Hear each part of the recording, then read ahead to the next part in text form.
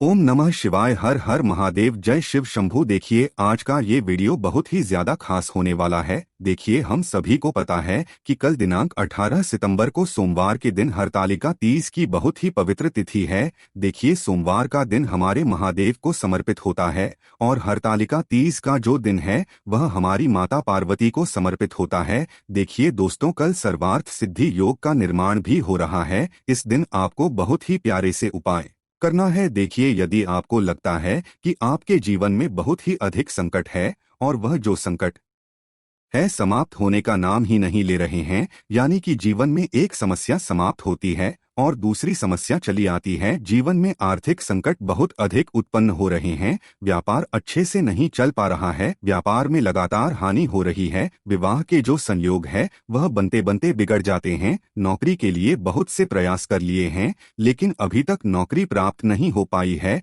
घर में बहुत अधिक बना रहता है, कोई भी व्यक्ति एक दूसरे से अच्छे से बात नहीं करता है। तो आपको सोमवार की इस हरतालिका तीज के बहुत ही चमत्कारी उपाय करने हैं। देखिए दोस्तों पूज्य गुरु जी की कथा को सुन करके और समझ करके ही आपको समझाने का पूरा प्रयास करूंगा, लेकिन दोस्तों वीडियो में आगे बढ़ने से पहले वीडियो को लाइक करें और यदि आप भगवान शिव के अनंत भक्त हैं तो हमारे चैनल को सब्सक्राइब करके कमेंट में श्री शिवाय नमस्ते जरूर लिखें। देखिए पहला जो उपाय है विशेषकर माता अशोक सुंदरी का होने वाला है। यदि आपके जीवन में धन संपदा को लेकर बहुत अधिक समस्या है, यदि आपके जीवन में सुख संपदा की कमी बहुत ही अधिक रहती है तो आपको यह पहला विशेष उपाय करना है। देखिए इस उपाय को करने के लिए सबसे पहले आपको मात्र एक बूंद शहद लेना है। शहद जो है हमारे जीवन से जितना भी दुर्भाग्य है उसे दूर करता है और हमारे जीवन में सौभाग्य वृद्धि करता है। इसी के साथ में आपको प्यारी सी बेलपत्र लेनी है। बेलपत्र के साथ में आपको एक तांबे के पात्र के अंदर अपने घर से शुद्ध जल लेना है। अब दोस्तों इन सभी सामग्री को लेकर के आपको पहुंच जाना है भगवान शिव के मंदिर में।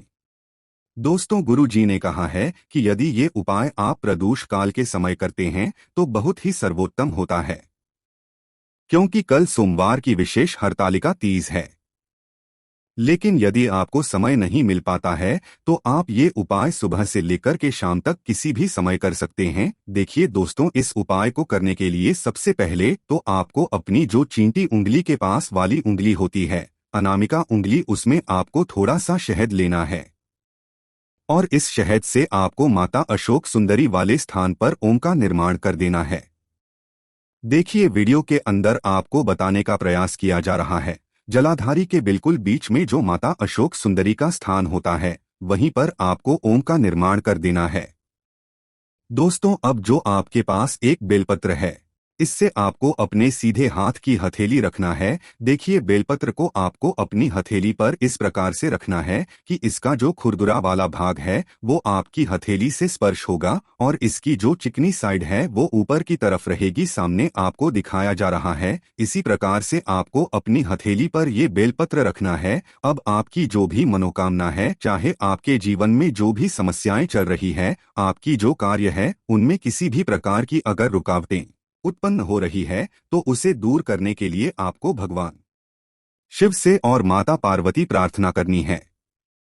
और यह जो बेलपत्र है आपको भगवान शिव के शिवलिंग पर जहां आपने ओम का निर्माण किया है उसी स्थान पर आपको यह जो बेलपत्र है इसे भी समर्पित कर देना है।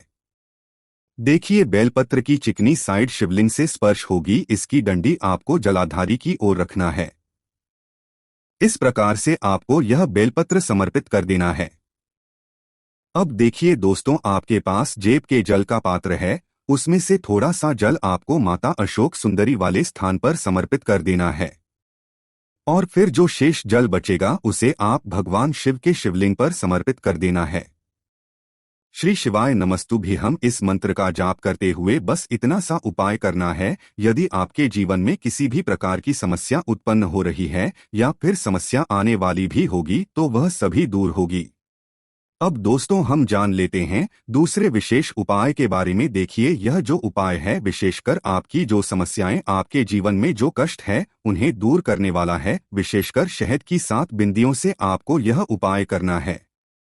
देखिए, इस उपाय करने के लिए सबसे पहले आपको मात्र आधा चम्मच या फिर उससे भी कम शहद लेना है। इसी के साथ में आपको एक प्यारी सी बेलपत्र लेनी है। बेलपत्र आपको खंडित नहीं लेनी है। बेलपत्र यदि आपको प्राप्त नहीं हो पाती है तो गुरु जी ने कहा है कि आप शिवलिंग पर चढ़ी हुई बेलपत्र को पुनः शुद्ध जल से धोकर के उपयोग कर सकते हैं। और इसी के साथ में आपको एक तांबे के पात्र के अंदर शुद्ध जल ले लेना है। देखिए, सबसे पहले तो आपको इन सभी सामग्री को लेकर के भगवान शिव के मंदिर में पहुंच जाना है। यह उपाय भी आप से लेकर के शाम तक किसी भी समय कर सकते हैं।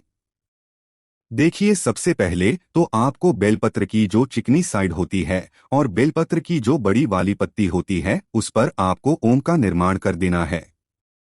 और बेलपत्र की जो दो नीचे की पत्तियां होती है उन पर आपको एक एक बिंदी लगा देनी है। एक बिंदी आपको माता पार्वती के नाम की लगानी है। एक बिंदी आपको भगवान गणेश के नाम की लगा देनी है।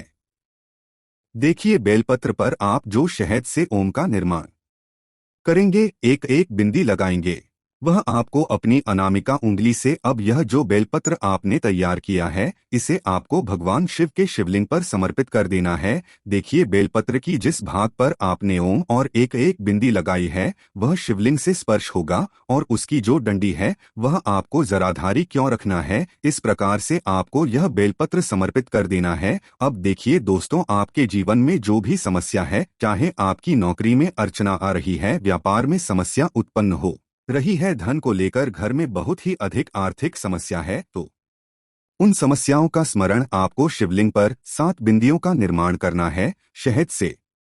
देखिए, यह जो बिंदियां हैं आपको माता अशोक सुंदरी वाले स्थान से प्रारंभ करनी है और जलाधारी के अंतिम कोने पर आपको इन बिंदियों का अंत करना है। यानी कि पहली बिंदी आपको माता शुभ सुंदरी वाले स्थान पर लगानी है और 7वीं और अंतिम जो बिंदी होगी वो आपको जलाधारी के अंतिम कोने पर लगा देनी है। देखिए, गुरु जी ने कहा है कि यह बिंदी आपको उतरते हुए लगानी है। उतरते हुए इसीलिए लगानी है ताकि आपकी जीवन की जो वो आपके जीवन से समाप्त होनी चाहिए, उतरनी चाहिए। तो इस प्रकार से आपको शिवलिंग पर 7 बिंदियों का निर्माण कर देना है और अंत में जो एक लोटा जल आपके पास है उसे भी आपको भगवान शिव के शिवलिंग पर समर्पित कर देना है। श्री शिवाय नमस्ते इस मंत्र का जाप करते हुए। दोस्तों, अब हम बात कर लेते हैं तीसरे विशेष उपाय के बारे में। देखिए, यदि आपके घर में रोग बहुत अधिक है तो रोगी व्यक्ति भी यह उपाय कर सकता है, या फिर रोगी व्यक्ति यदि उपाय करने में तो उसके निमित्त अन्य कोई भी व्यक्ति इस उपाय को कर सकता है। देखिए दोस्तों, इस उपाय को करने के लिए सबसे पहले आपको मात्र एक बूंद शहद लेना है। इसी के साथ में आपको एक तांबे के पात्र के अंदर अपने घर से शुद्ध जल लेना है। अब इन सभी सामग्रियों को लेकर के आपको पहुंच जाना है भगवान शिव के मंदिर में। देखिए, इस उपाय को करने के लिए सबसे पहले आपको मात्र अनामिका उंगली में थोड़ा सा शहद लेना है और इसी शहद से आपको माता अशोक सुंदरी वाले स्थान पर ओम का निर्माण कर देना है। देखिए दोस्तों, ओम का निर्माण करने के बाद आपके पास जो एक तांबे के पात्र के अंदर शुद्ध जल है इसे आपको भगवान शिव के शिवलिंग पर समर्पित कर देना है। श्री शिवाय नमस्ते इस मंत्र का जाप करते हुए देखिए, जल समर्पित करते हुए आपको कुंदकेश्वर महादेव का स्मरण करना है। कुंदकेश्वर महादेव हमारे जीवन से जो रोग है उन्हें दूर करने का कार्य करते हैं। देखिए दोस्तों, जैसे ही ये जल शिवलिंग से होकर के जलाधारी की ओर करके आएगा तो इस जल को आपको एक अन्य खाली पात्र के अंदर थोड़ा सा झेल लेना है। देखिए, इस जल लेते समय आपको कुंदकेश्वर महादेव से प्रार्थना करनी है कि यह जल मैं अपने घर औषधि के रूप में ले जा रहा हूं और मेरे घर में जो भी व्यक्ति रोगी है उसे उस रोग से मुक्ति मिले। और जो भी व्यक्ति रोगी है उससे आपको इस जल का उसी दिन में 3 बार आचमन करवा देना है। कुंदकेश्वर महादेव का उस व्यक्ति को आपको स्मरण करवाना है। तो दोस्तों, इस प्रकार से आपको इस सोमवार की विशेष तिथि पर यह उपाय करना है। यदि आपको उपाय से जुड़ा किसी भी प्रकार का सवाल पूछना है तो आप हमें कमेंट में पूछ लें। ओम नमः शिवाय। हर हर महादेव। जय शिव शंभू।